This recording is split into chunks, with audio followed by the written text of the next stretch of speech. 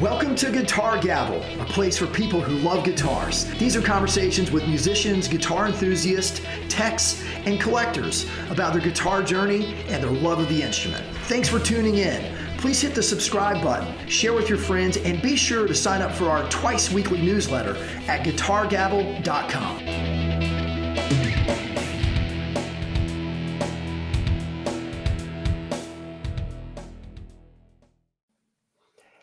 Hey everybody, welcome to the Guitar Gavel podcast. I'm your host, David Still. Thanks so much for taking your time to listen to this podcast. Listen, do me a favor, if you're enjoying the ones you've watched or if you are enjoying this one, give it a thumbs up. If you're watching on YouTube, if you're listening on any other podcast platform, it'd be awesome if you leave a 5-star review. It really helps things out. But on that note, we will jump right in. So thanks everybody for your time. Matt Charnoski is my guest. Thank you so much for your time.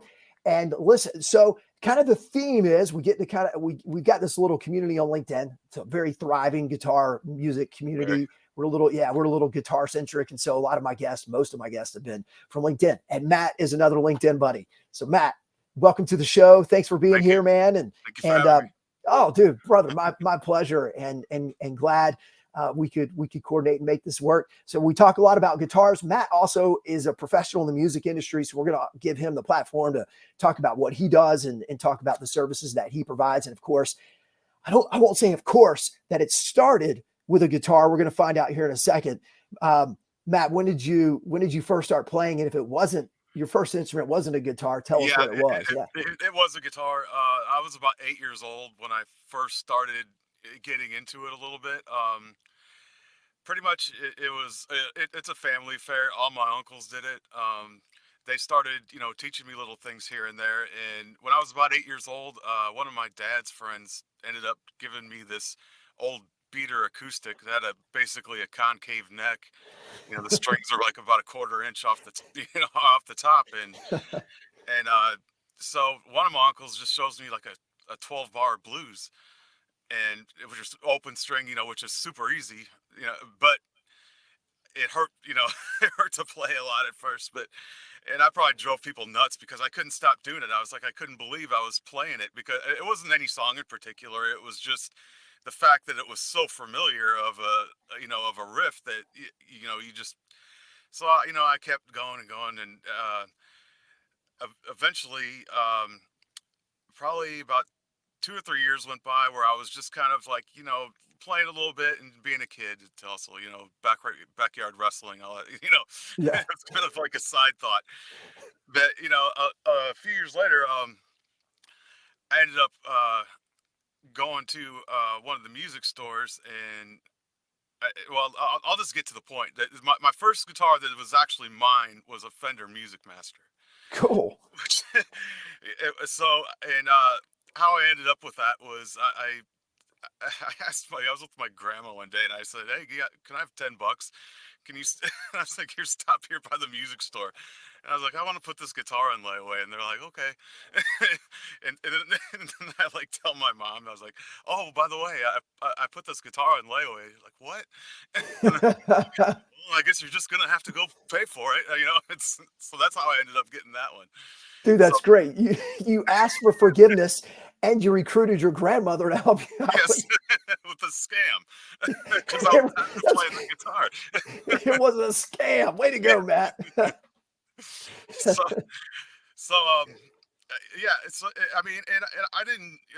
wasn't looking for anything in particular. One of my uncles said, "Oh yeah," said that was their first guitar. So I thought, well, work for them, it should work all right for me. I didn't really know a lot about them, like pickups and stuff like that. And we know it's just got, the single, the single coil in the neck.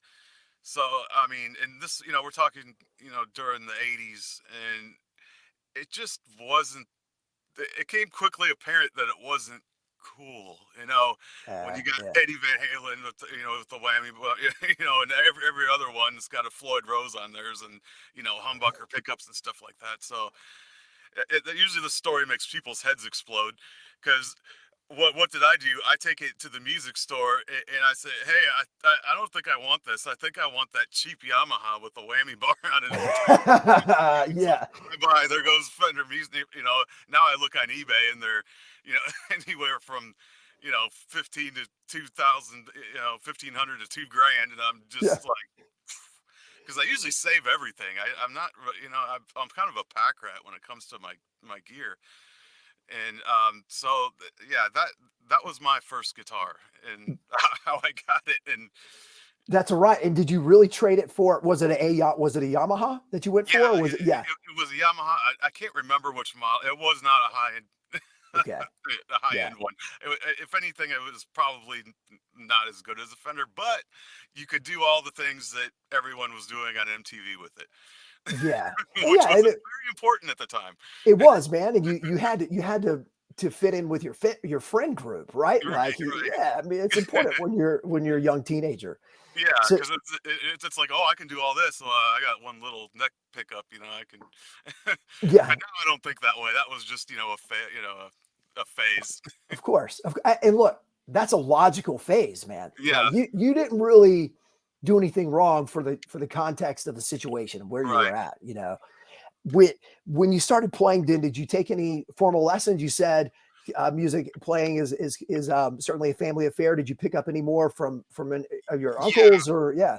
yeah. I picked up a lot from them. As a matter of fact, my uncle's uncle lived with my grandma, who lived right across the street from us, and his band practiced in the basement because he was still, pretty young at the time when I was, Okay, maybe 5 years old. This was like the Blizzard of Oz, Back in Black kind of era back then. I'm kind of dating myself here, but it's you good. know Good. that. So they were, I was kind of mesmerized by it because I was kind of a little confused about what was happening, and now I know. Oh, they were playing Crazy Train. Oh, they were playing Back in Black. But it was just, and when they were all gone, I was like free to go play with everything. Nice.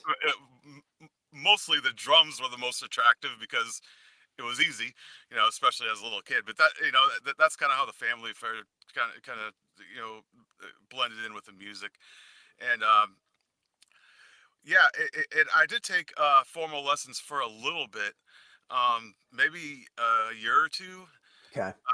I really I learned a lot on my own because what made me a really good guitar player, and this was before I started playing in bands, was around 1987. I was watching Headbangers Ball, and Yes. this band Guns N' Roses came on. I'd never heard of them, never seen them, and I was just wow. It was just the coolest thing ever.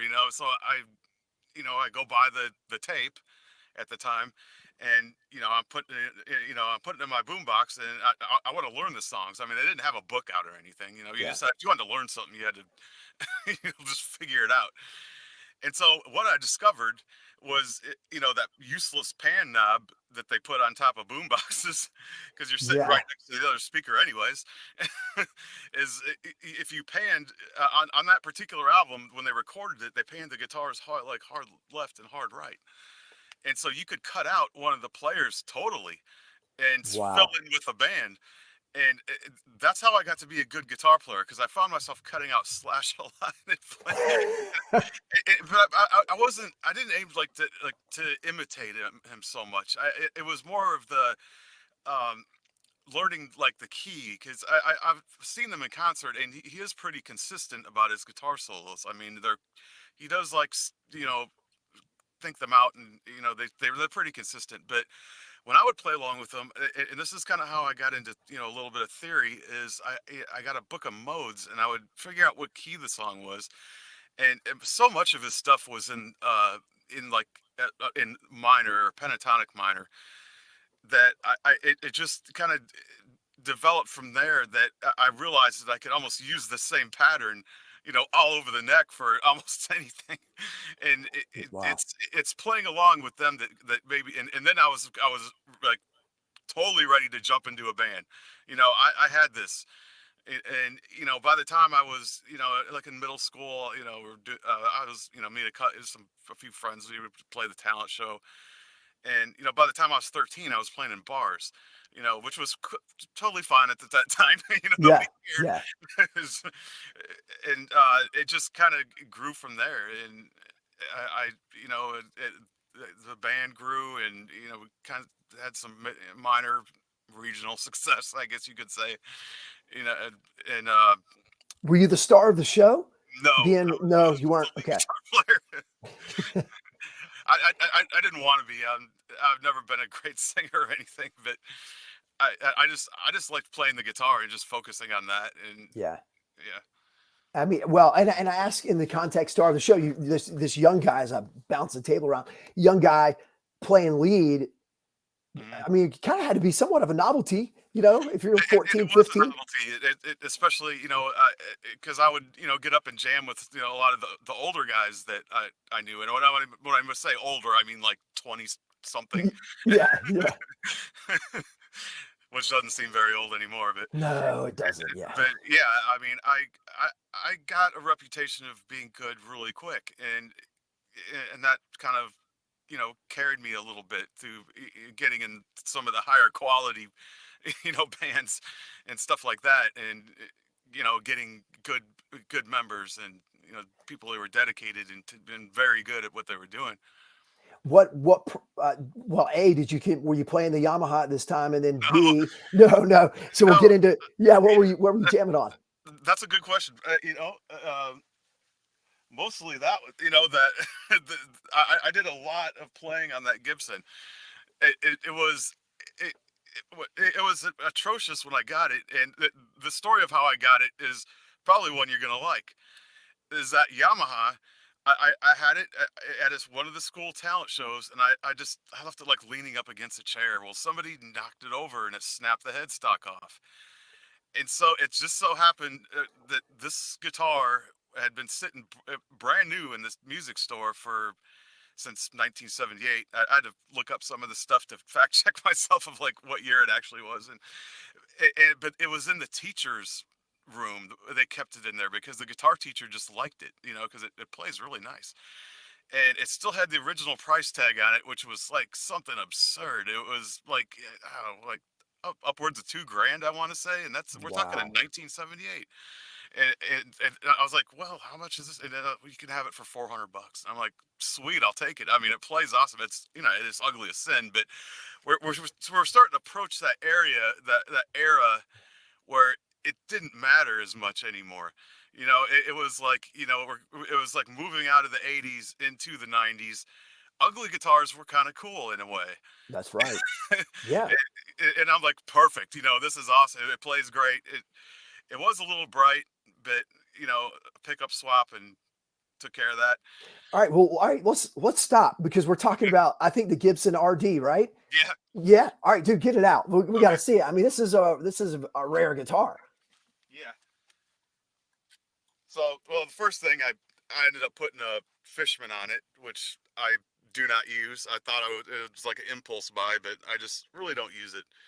And I removed the pick guard because that made it even uglier than it originally was. Yeah, that's true. But man, it looks great without the pick guard.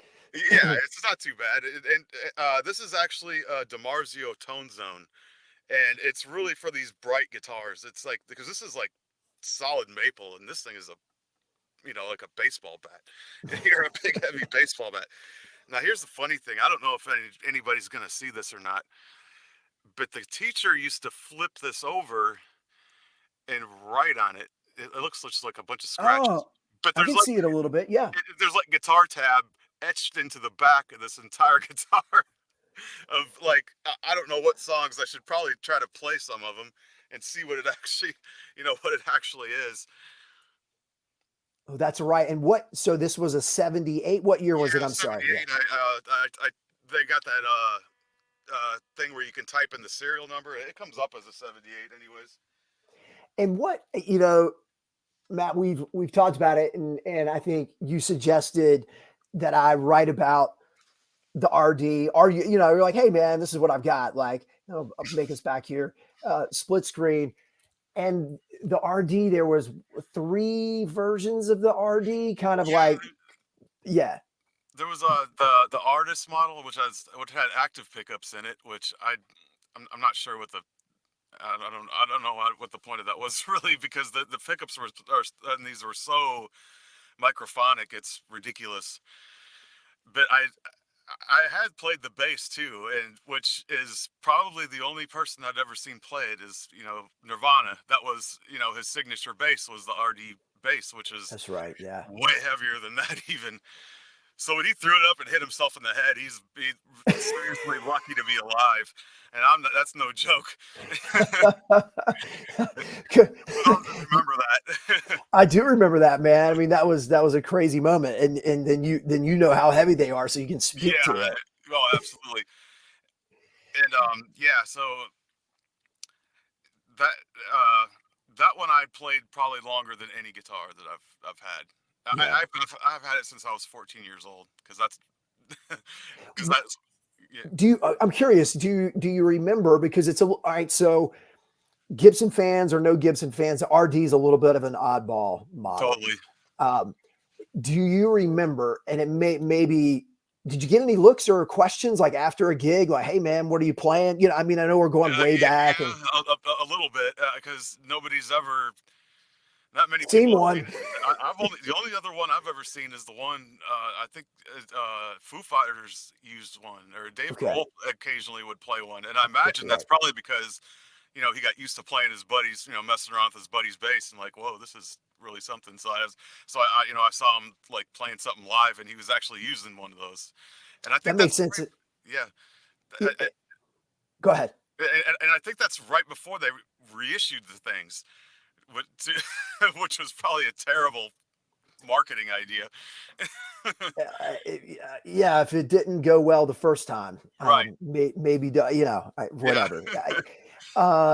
Gibson Gibson marketing will do interest has done interesting things Yeah. over the years, to say the least. Sweet, man. So you're a young teenager and then Hmm. progressing into later teenage years, Yeah. and you're like, you're we will maybe you were making a living at it. That wasn't the point, but you're playing a lot. And Yeah. what style music were y'all playing, and where did you go as you got like 18, 19? What were Okay. things like for you? Yeah. A lot of it was, starting out mostly cover songs, and it was like, cover songs that we liked. It wasn't necessarily what was popular at the time, stuff like Yeah. that, because a lot of it was like older Aerosmith stuff, and oh geez, like a lot of we played some Guns N' Roses. That was cool at the time, but Yeah. Yeah. if these like old Aerosmith songs, like when you think about the time, it's like, whoa, those are songs were old. Well, no, they were only about 10 years old at that time. If the Toys in the Attic and stuff like that, it really Yeah. wasn't terribly that long ago. Maybe 15 years, but anyhow. So yeah, so then it started. I ended up getting a 4-track when I was about 16. I think I got it for Christmas. My mother bought it for me, and that's when the Thanks, Mom. writing started. Yeah, thanks, Mom. So that's when the writing started, and Yeah. it became into an all original band, which we would go tour around with with other original bands too. As mainly as a support act. Um, Never really made it quite to the headliners unless we gig by ourselves. Then you then you get a headliner by default. Yeah. But yeah, and recording and making releasing CDs, and on the small independent record label days. So it was like you could be like a bigger fish in a smaller pond kind of thing.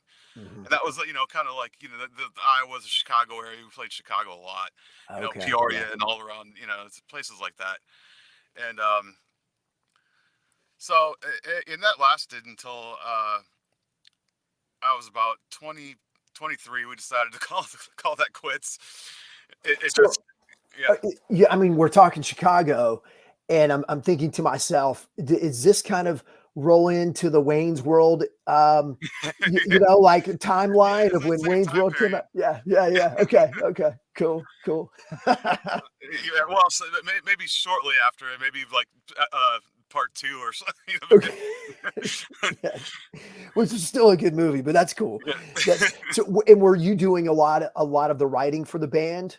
Yeah, especially the guitar parts. I mean, because I would use a lot of weird tunings because that was like one of my signatures. The other guitar player hated it because every time we'd play something, he'd have to either grab a different guitar or, retune his to my, weird tuning. It wasn't like open chords or anything. I just, Yeah. just experiment, and come up with these sounds.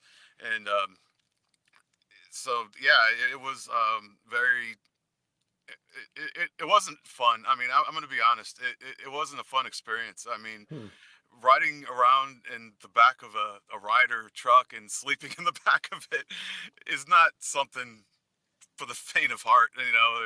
You're just kind of out there on your own. A couple times, just having to set out, and play just for gas money and stuff like that, just to. Hey man, that's legit though. It fortifies you and made you a better person. Yes, and I think everybody needs to go through that if they want before they succeed. Yeah, So they that's can right. really appreciate what they have. That's great. So you said this kind of you're doing the original band Hmm. into your early 20s. Yeah, Is probably that from yeah, about 17 to 23, and then we're like, yeah, that's enough of that, kind yeah. of thing. It's obviously, something could have maybe came from it. I don't know, but I mean, at that point, I was more interested in just writing my own songs Yeah. and taking it from there. So, and that's exactly what I did. So take us through that. So left the original band, you're focused on writing your own stuff. What did that look like for the next few years? I recorded a CD. It was just like me and a drummer, like where I went in and I played the guitar, bass, and made a decent sounding demo, and people actually liked it.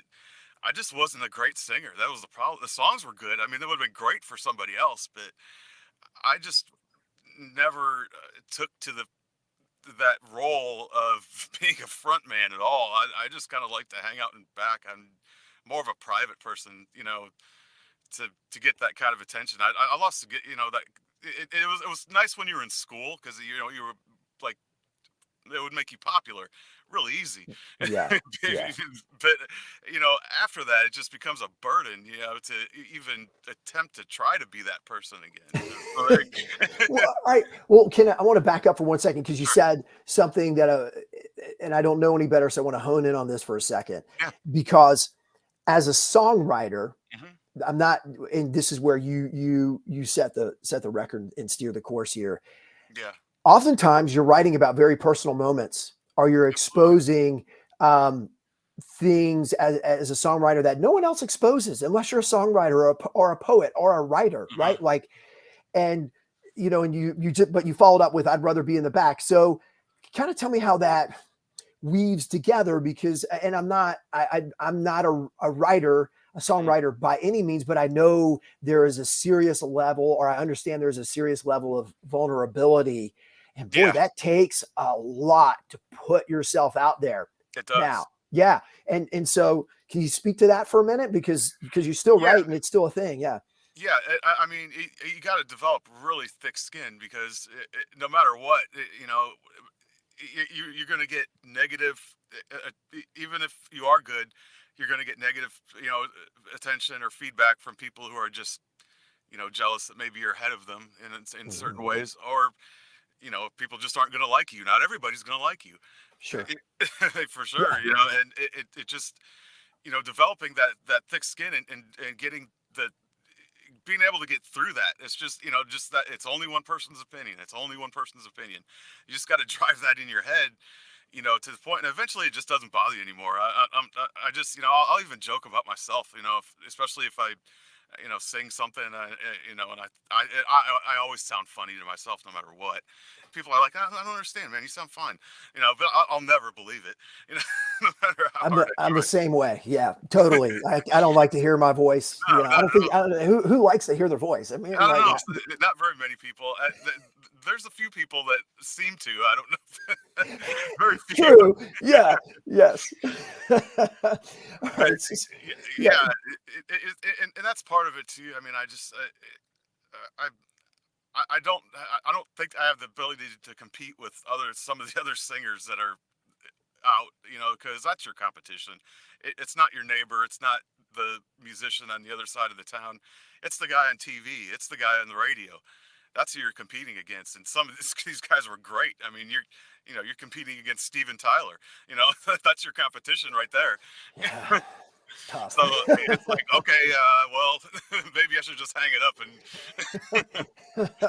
up. And for the record, everyone, I've heard Matt sing on a track, and you sound pretty good. I get it. Not Steven Tyler, but you know, it was. Yeah, not at I all. was like, dude, I think this sounds good. You Yeah, know, you're like, that's what everybody says, but I'm still like, gosh, I wish I could. I'm tempted. Should I do it again, or should I do it? And my wife's like, don't do it. Waste your time on that. It sounds fine. that's great. Well, if not that it's worth anything, man, but you sound like tenfold better than I do when I sing. So I appreciate it's that. I can only sing to myself only after I've had a few beers on top of that. Yeah, Right. Yeah. I that can't doesn't hurt. can't even do it without a couple beers. Like, oh, I'm sounding Yeah. pretty good. Yeah. Yeah. Oh man, that's great. All right. So early 20s, you're focusing more on songwriting. When did you start? How did it work? Because you make a career at this now. Take us through kind of getting to that point and what that journey was like. Yeah. Yeah.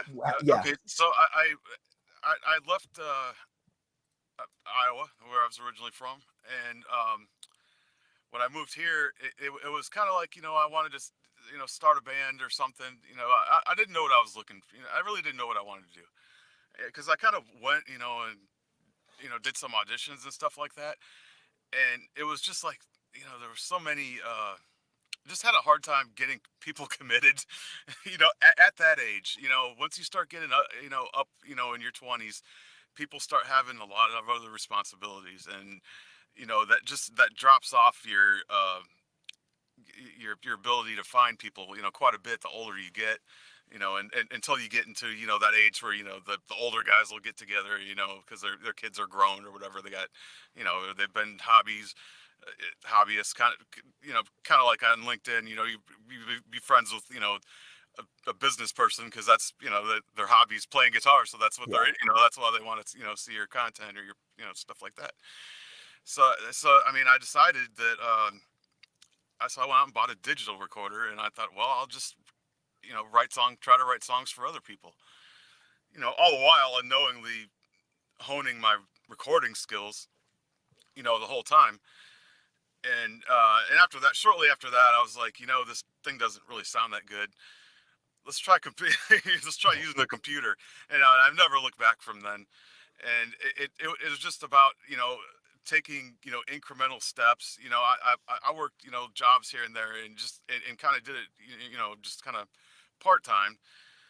Not really making a whole lot of anything at that time, but it kind of, after I got into a house, it was like, okay, I want that room. And that was like, okay, now it's on. Yeah. And I was able to, have a room like this where I could actually make professional sounding recordings in. And that in itself was still kind of an up down journey, because at one time, probably like around 2008 or so, I was working with Sony Records for a while there.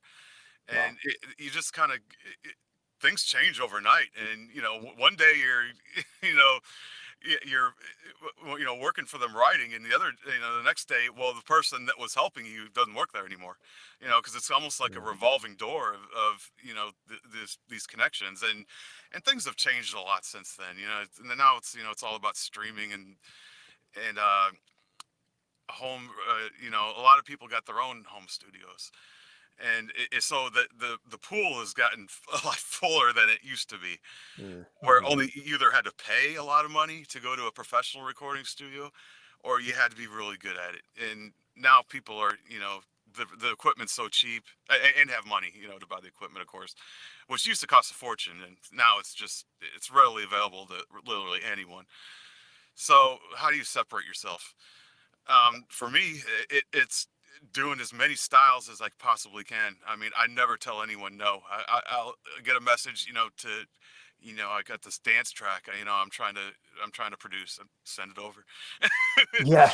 I'll get it, and I've done really well. It's like people all over the world, they'll send me, just, you know, even a acoustic guitar, and a vocal, and it's like, oh, just make a song out of it, okay, it, or send or the stems, to mix it, and it's kind of that's kind of why I started. Just I'm like, I think I can do this full time and pull it off.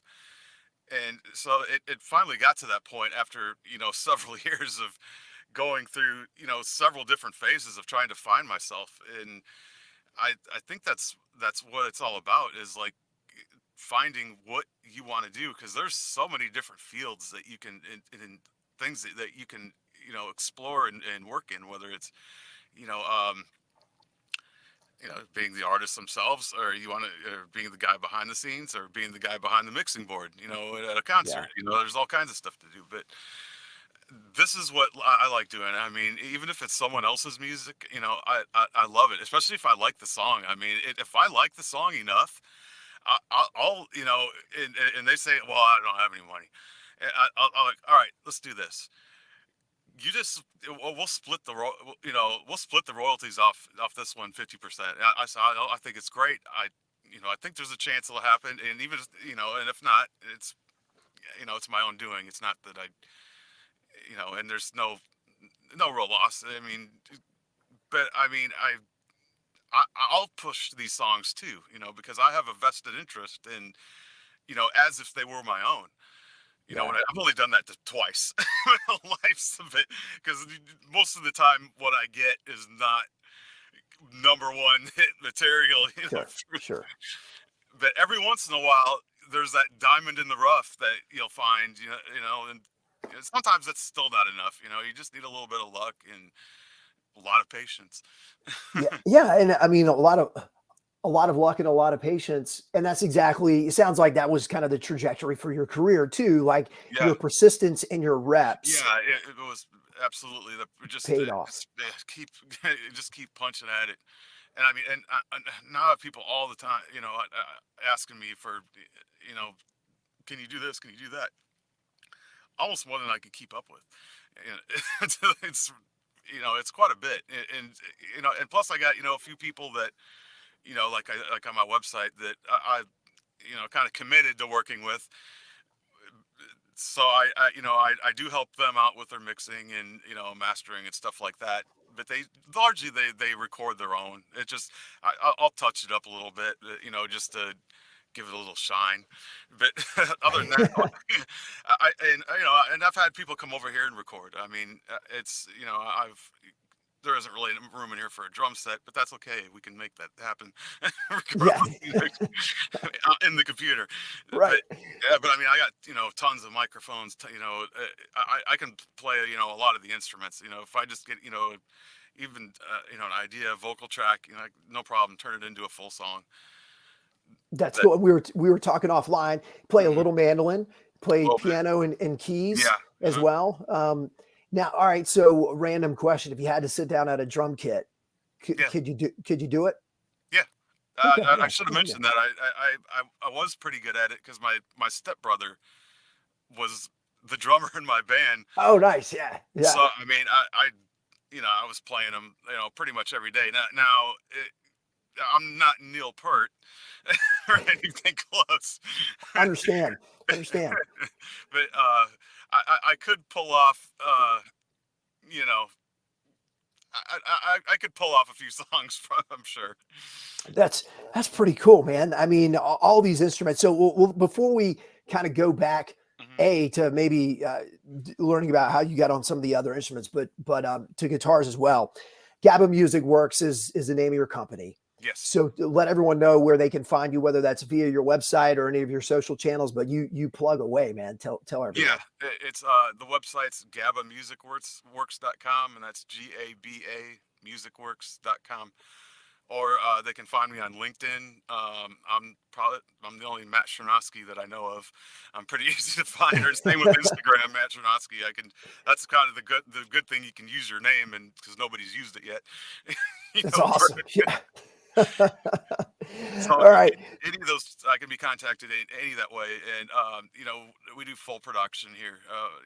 Yeah, you can send your stems. You can just give me an idea of what you want, and we'll make it happen. There's I have other friends that can help occasionally with some of the other, like if there's, you know, a saxophone, something like that, you know, we can get that recorded, no problem.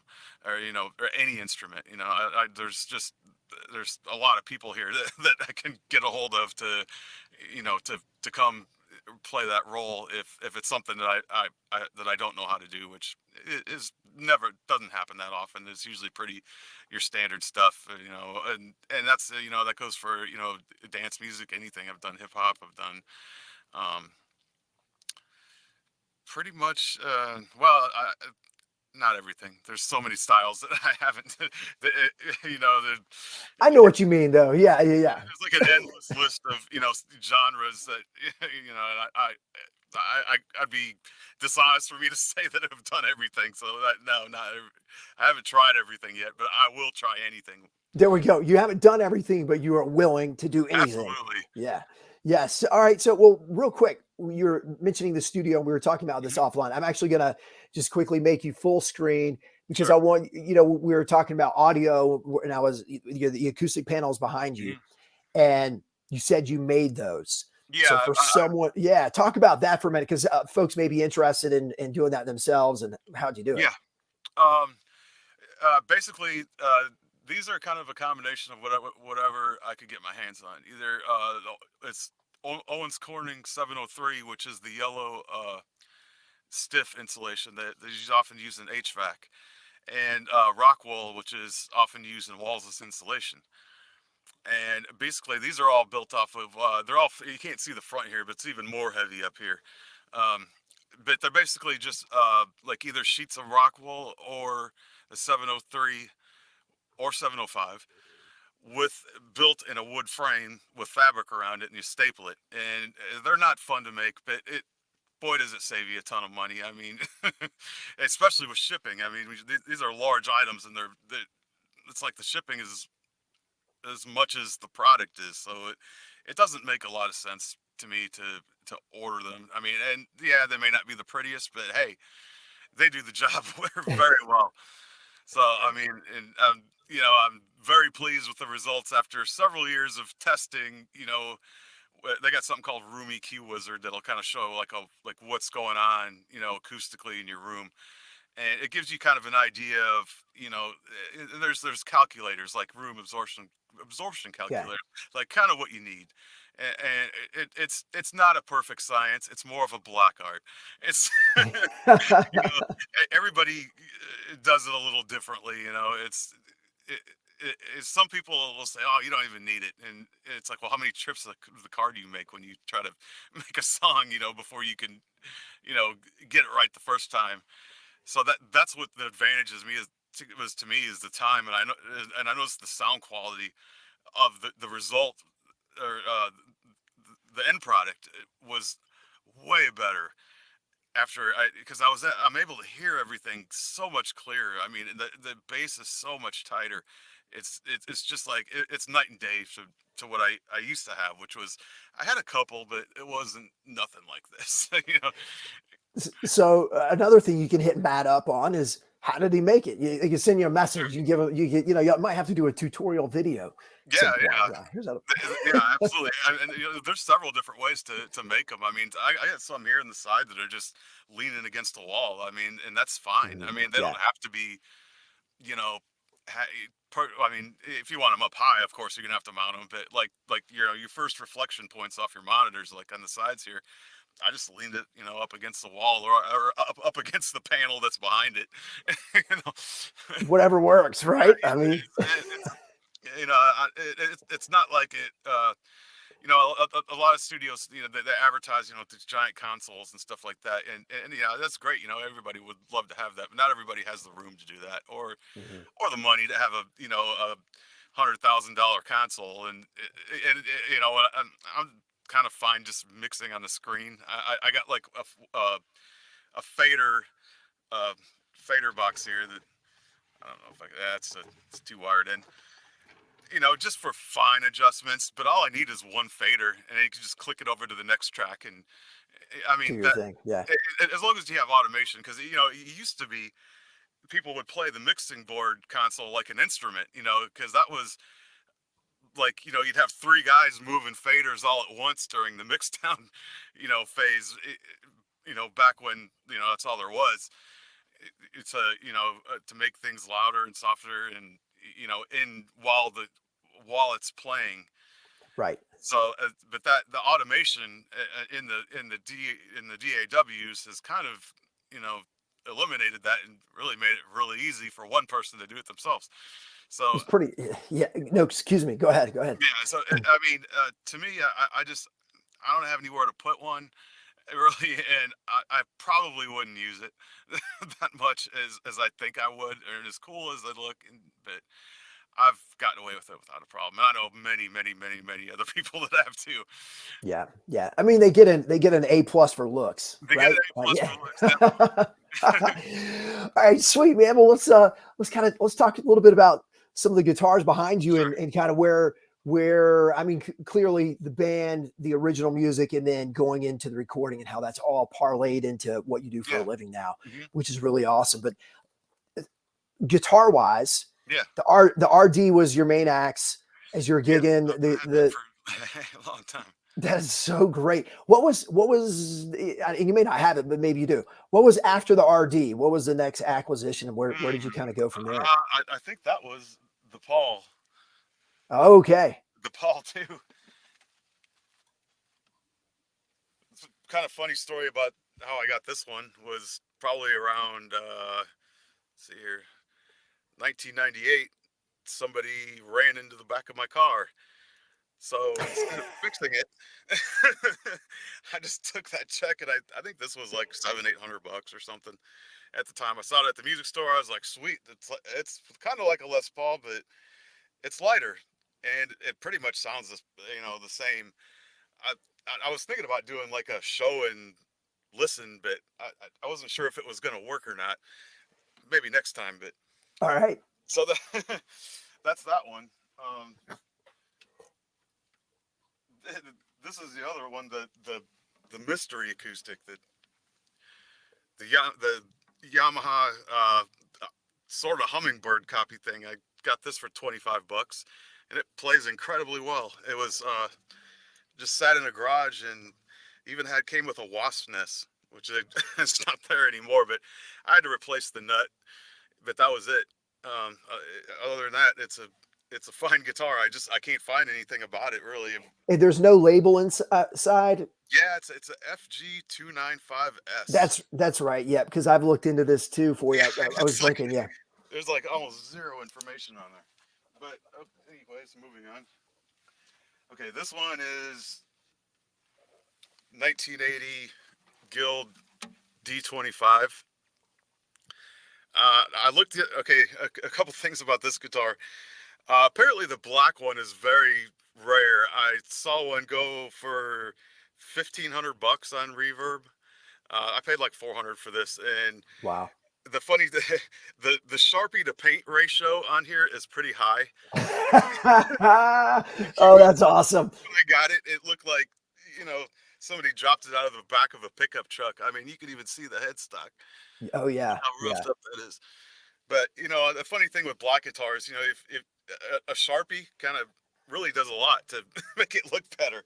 Hey, we can't tell from this view, man. It looks great. Yeah, I mean, it just sounded and played amazing to me, and I bought it. This isn't too weird. I mean, these other two are pretty common. This is just your heavily modified made in Mexico Strat. There's really nothing original on here except for the wood and maybe I think that. But Did you do the mods, or did you buy it already souped up? no, I bought it totally stock. Oh, okay. Let's see, get that. But yeah, rails, SSL ones. I had an SSL one here, but it was kind of useless to me. It's such a low output pickup. But yeah, that and coil tap on that too. So Sweet. I honestly wouldn't trade this for an American one. If somebody asked me, I really like it, because I replaced the nut on that too, and the action is so ridiculously low. I spent hours sanding, putting it on, sanding, putting it on, and I couldn't see them actually doing that at the factory to get that action as low as it is on this. It's the lowest action guitar I have. This one's a recent acquisition. Again, nothing too flattering, but the first thing I did was rip out the two pickups and put Seymour Duncans in them. And does it sound like a Gretsch? No, sounds like a Gibson, because I put a 59 in here, and I'm totally cool with that. I mean, I think it sounds great. Another thing, I did let me see that middle pickup there. Yeah. This came with a third pickup, which a middle humbucker. It didn't do much for me. So what I did was, you can see the 3 silver screws on each side, and those black ones are nylon. So it's like somewhat like a split single coil, which is also noiseless at the same time. It sounds like a mixture between a single coil and a humbucker, because I can, definitely tell there's still some pull coming out of those, even though I remove the screws, but it just gives it way more flexibility than it had. And I mean, one thing I noticed, anyone looking to buy a guitar with one of these giant Bigsby's on it, they're at least this one, and I'm sure they're all pretty much the same, is that they're very temperature sensitive, apparently, because I mean, you can just pick it up and it's always kind of cold, because it's always kind of out of tune when I pick it up. It has to kind of like acclimate to your hand temperature, it seems like, before it'll stay in tune really well. But I think that's just a trade-off. But it is more, I think, a true vibrato than, you're not going to be dive bombing on this, or you're really going to be hurting. Yeah. It's just going to be so out of tune, it's going to be unplayable. And what Gretsch model is that, Matt? This is a Streamliner. It's a G267T. It's I think is a Guitar Center special thing. Like, they only made them for Guitar Center because that's the only place I've found them. Okay. But the only difference is they put an extra pickup in the middle, and I don't know. That looks pretty wicked. So I picked it up. It's funny how that happens. Yeah. And I do have I got one more here. It's really nothing special, but it is kind of weird.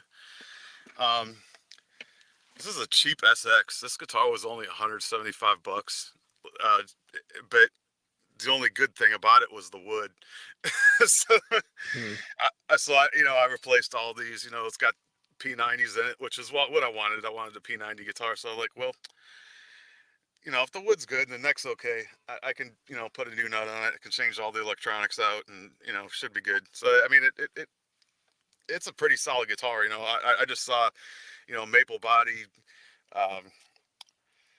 not maple, sorry, mahogany, and a maple neck, and I'm like, hey, what could go wrong? Yeah. And did you get out of it what you were hoping to get from it? Yeah. Yeah, it's a really nice playing guitar. Then it worked. I mean, yeah, it worked. Money, took a little elbow grease. Yeah, money well spent. Yeah. Do you have? All right. I mean, I typically ask. Do you have a favorite out of the bunch? Is it the RD? Yeah, probably. I would say yeah, and I really need to take that Fishman off of there, but it's just I've had that thing. Hold it up. Let's get one more look. I want to see it one more time. I mean, it's really a unique guitar, and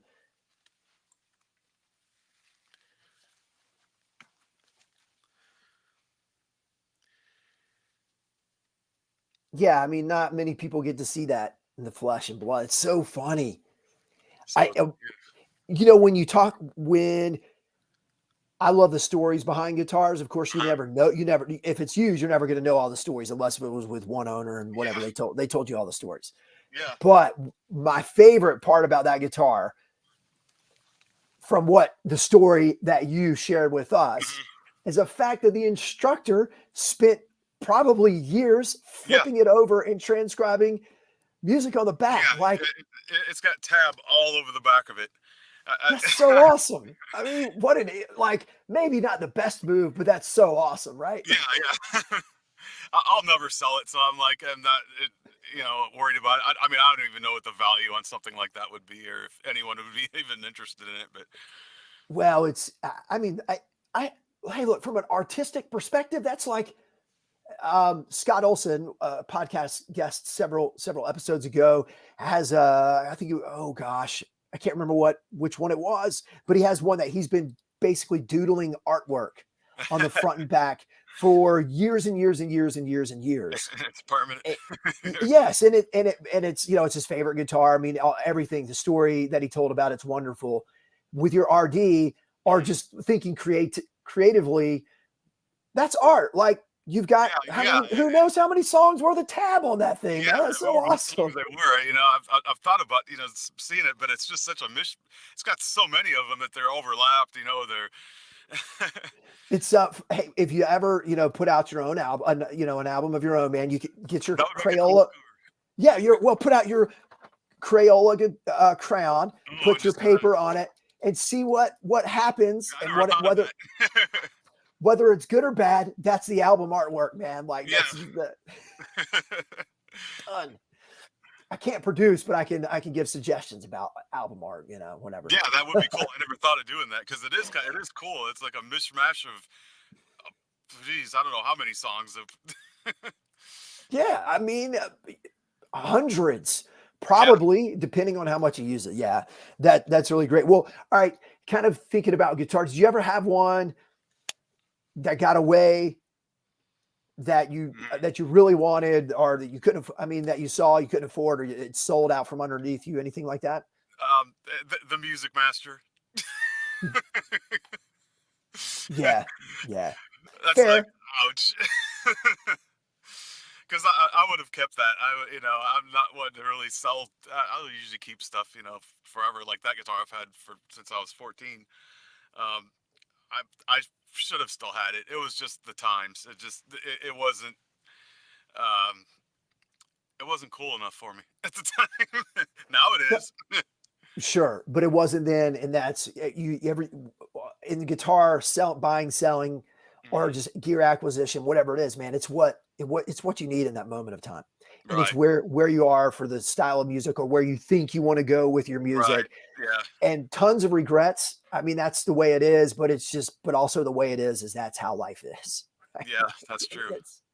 So, all right. Well, what about a bucket list guitar? Definitely that Destroyer. I think it's a Destroyer 2. Is that what it is? Is it like the DT5 55, technically speaking? Yeah, I think so, the Phil Collins. Yeah. One with the 3 pickups. Yeah. And I think there's a reason behind that. And when I was a kid, my uncle played an Ibanez Iceman, and he still has it to this day. And I would play that.